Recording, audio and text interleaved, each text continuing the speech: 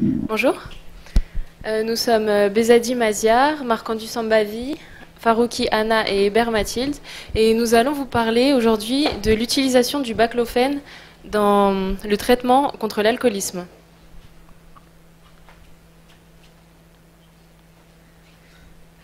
Alors juste pour commencer, quelques statistiques sur l'alcoolisme. Il y a environ 2 millions de Français qui sont touchés par l'alcoolisme. Il y a seulement 8% des cas qui sont pris en charge, donc ce qui est peu. Et il y a environ 49 000 morts par an, ce qui est un nombre considérable. Et s'il n'est pas traité, l'alcoolisme, en fait, c'est un mécanisme progressif et réversible. Et il peut avoir des conséquences physiques, psychologiques et sociales.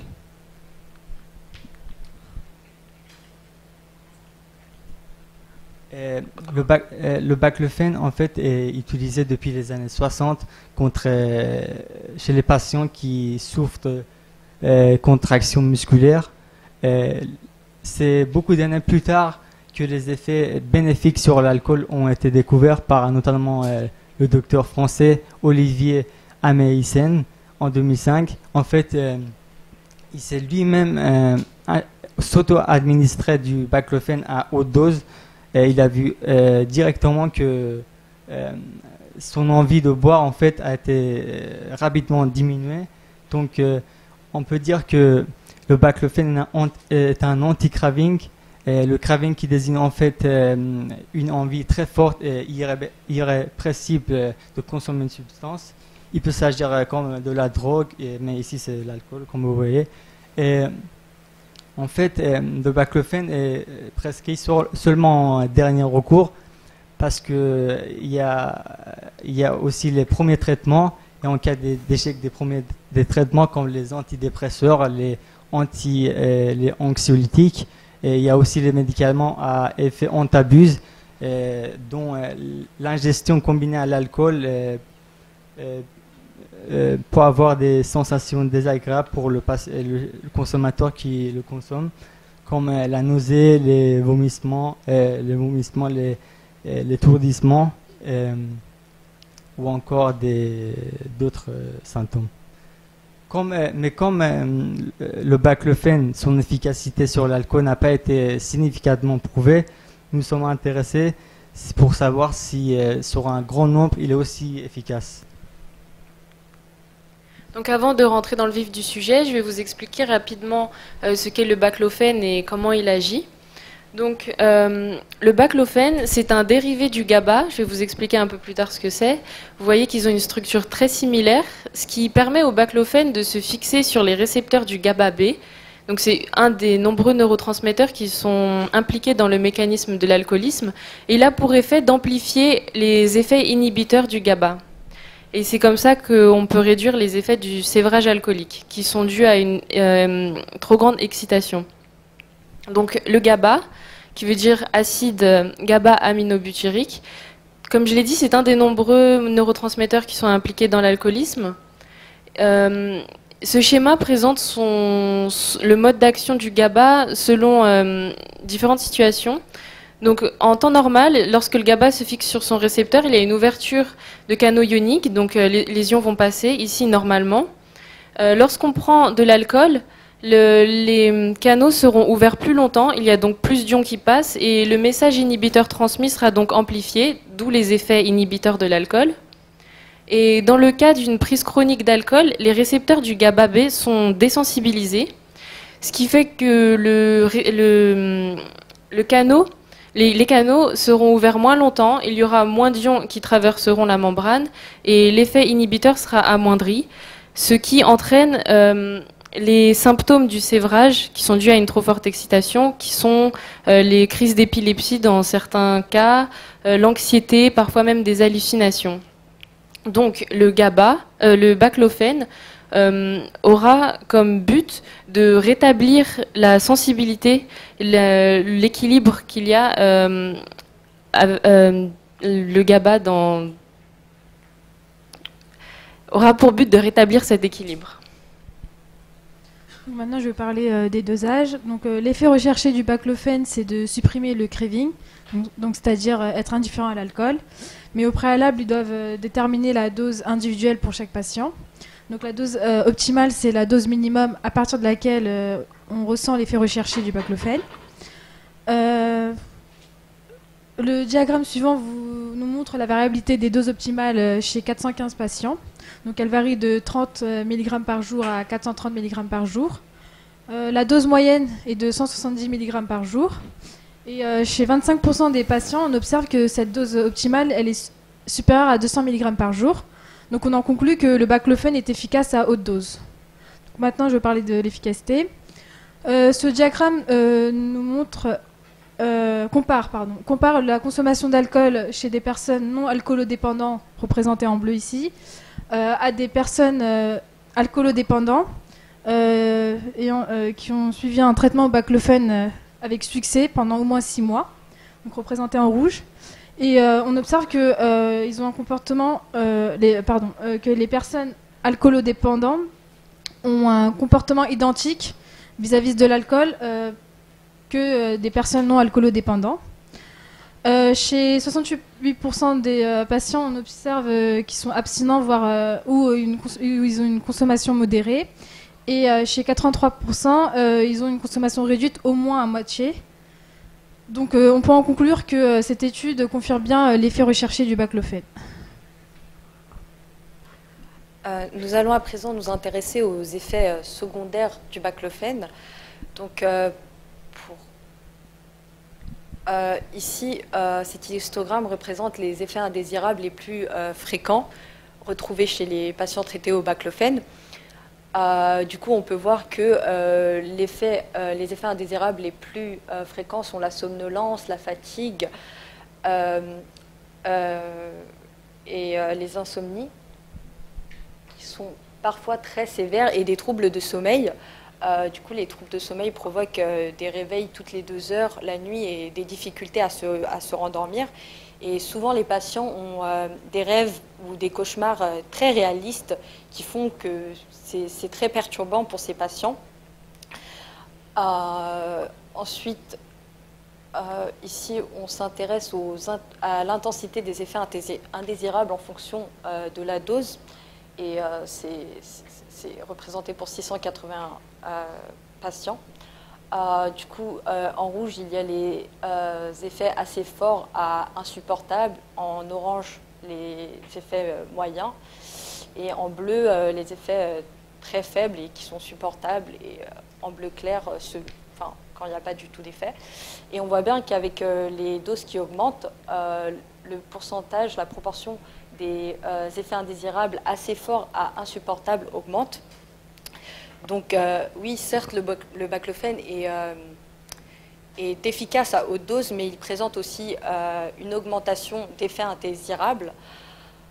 Cependant, nous nous sommes intéressés à une autre étude, à une étude comparative avec un autre anxiolytique qui est utilisé beaucoup plus fréquemment que le baclofène, donc le chlordiazépoxide. Et on voit qu'avec les doses qui augmentent, l'intensité des effets secondaires, que ce soit pour l'autre anxiolytique, le chlordiazépoxide ou le baclofène, l'intensité des effets indésirables reste plus ou moins la même, ou parfois même pour le baclofène, elle est plus faible. Donc l'augmentation de la dose de baclofène n'est pas une raison pour complètement ignorer ce traitement, enfin l'augmentation de la dose du baclofène.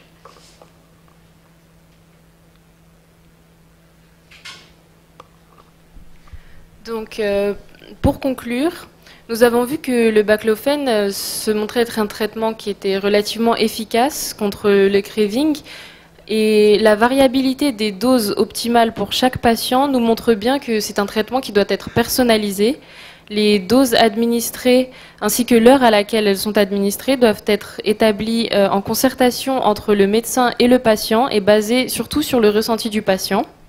Donc il faut premièrement personnaliser le traitement et également le prendre de façon progressive. Et lorsque le patient ressent des effets indésirables trop importants, diminuer la dose jusqu'à ce qu'il ne les ressente plus. Et une fois guéri, il doit également réduire ses doses progressivement. Donc nous tenons à remercier notre parrain, M. Hervé Cheradam, notre tuteur expert, M. Michel Malo, et notre tuteur naïf, M. Zguir, ainsi que notre responsable de l'UE, M. Juan Pelta, et notre sponsor, Office Dépôt.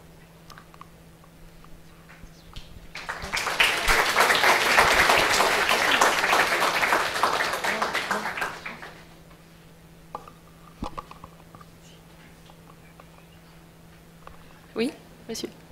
Quelle est la durée moyenne des traitements pour cette étude? La durée moyenne est de 2 mois, parce que c'est à ce moment-là que l'effet du baclofène le baclofène commence à être efficace. Et y a-t-il des données sur l'arrêt progressif ou moins progressif du baclofène? Des données. Pas dans notre article, mais... Est-ce qu'on est dans des phénomènes de drogue et d'addiction à une drogue? L'alcool est une drogue. Oui. Il y a une addiction qui peut apparaître Non, par un traitement en baclofène. il n'y a pas d'addiction, par contre, il y a des effets indésirables. C'est-à-dire, si on arrête tout d'un coup le baclofène, on aura beaucoup d'effets indésirables qui ont été cités avant. Et du coup, c'est pour ça qu'il faut réduire tout doucement la dose. Et parfois, il y en a même qui n'arrêtent pas le traitement. Même après une diminution, ils la gardent à une toute petite dose pour pas qu'il y ait d'effets indésirables ou même le retour J'ai pas du très craving. bien compris, vous avez dit qu'il équilibrait en quelque sorte le GABA naturel. J'ai entendu équilibre, mais c'est dans quel sens? C'est-à-dire qu'il se livre au canal GABAergique, mais il fait quoi? Il est antagoniste du GABA ou oui. Antagoniste. Oui. Et du coup, ce que je voulais dire par équilibre, c'était que suite à une prise chronique d'alcool, les récepteurs sont désensibilisés. Et le but est donc de contrer cette désensibilisation pour rouvrir les canaux plus longtemps, comme avant la prise chronique d'alcool. Pour qu'en absence d'alcool, on ne ressente pas l'excitation trop importante.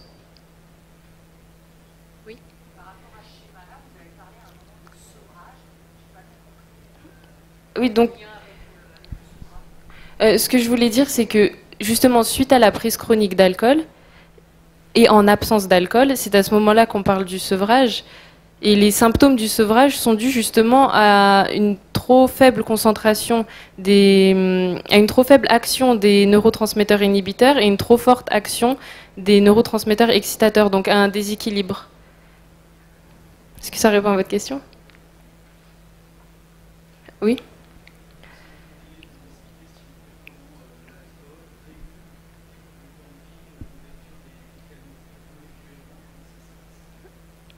Je ne saurais pas répondre à votre question.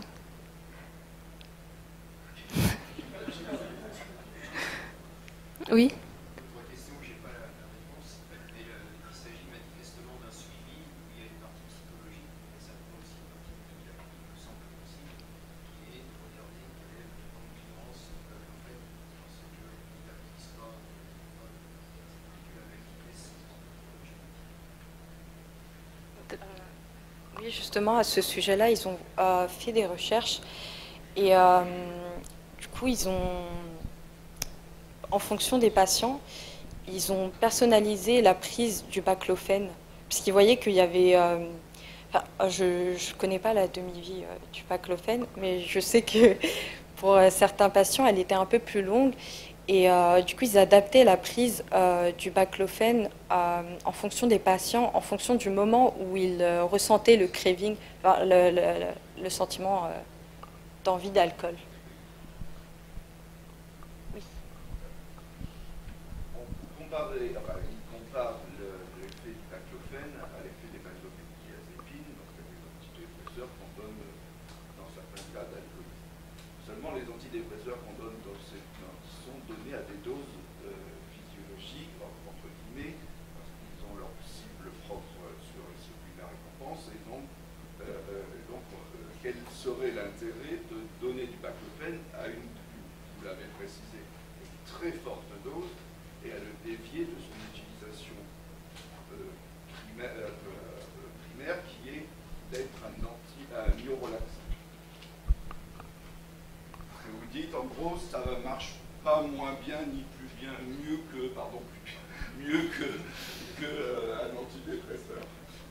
Mais justement, dans l'étude dont vous a parlé tout au début, celle d'Olivier Ameysen qui s'est auto-administré le baclofène, il avait essayé à peu près tous les traitements qui sont prescrits en premier recours et aucun d'eux n'avait marché, dont des benzodiazépines.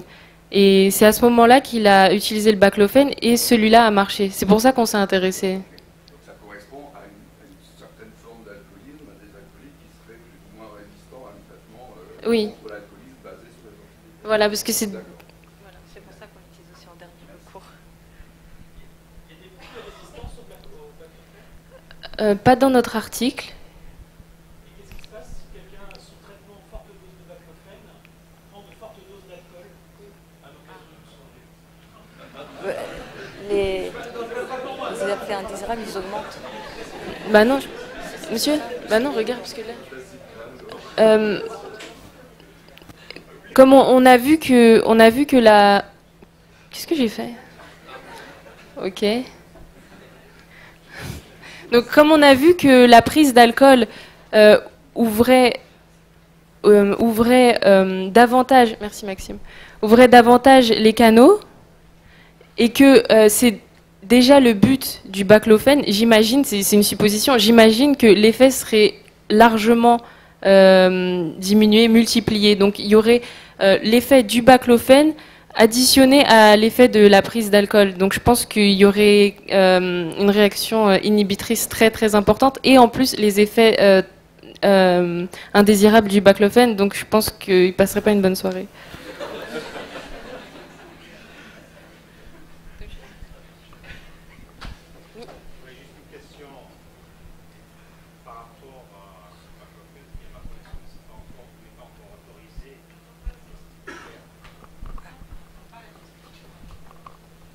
Oui, à ma connaissance, le baclofène n'est pas encore autorisé à ce type d'application. Hein. Pourquoi, je me pose la question, pourquoi? Est-ce qu'il n'y a pas d'études cliniques vraiment robustes? Est-ce qu'il y a un problème de lobbying? Ou tout simplement parce que le médiateur est passé par là? Pourquoi? Est-ce que vous avez cherché savoir? Comme on vous l'a dit, ces effets anti-craving ont été découverts que récemment et il y a encore assez peu d'études qui ont été réalisées. Par exemple, celle avec laquelle on a découvert ces effets contre le craving a été réalisée en 2005 et elle a été réalisée sur uniquement une seule personne. Donc c'est pas très rigoureux d'un point de vue scientifique. Et depuis, là, l'étude qu'on a utilisée également, c'est Baclovil. C'est à peu près une des seules qui a été réalisée sur son efficacité. D'accord, mais il y avait des études allemandes et françaises aussi sur le baclofène, Oui. sur des cohortes.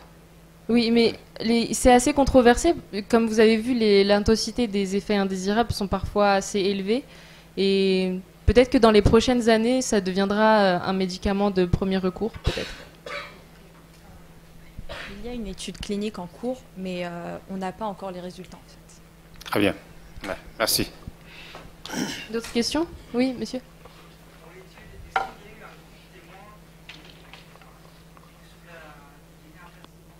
Un placebo? Dans notre étude, non.